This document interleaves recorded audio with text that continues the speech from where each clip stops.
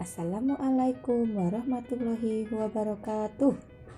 Sugeng enjang anak-anak kelas gangsal. Dino iki awake dhewe arep sinau wulangan setunggal kesenian babagan gamelan.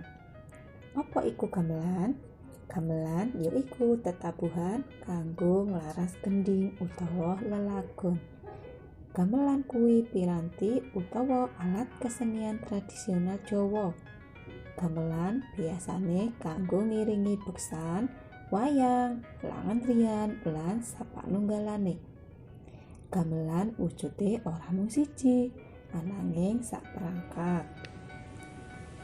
Gamelan kuwi ana rong laras, yaiku laras slendro lan laras pelok. Laras slendro titilarase ji, ro, lu, mo, nem, ji.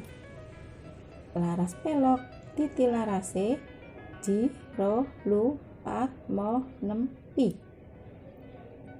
Bedane laras slendro karo laras pelok yaiku yen pelok ana angka 4, yen slendro ora ana angka 4. Diemut-emut ya. Bedane yaiku pelok ana angka 4. Saperangkat gamelan ana 15 ricikan, ing antarane kendang, saron, gender, lan kenong. 15 ricikan kuwi tegese sing nabuh cacahe 15. Gamelan digawe saka perunggu utawa saka kuningan.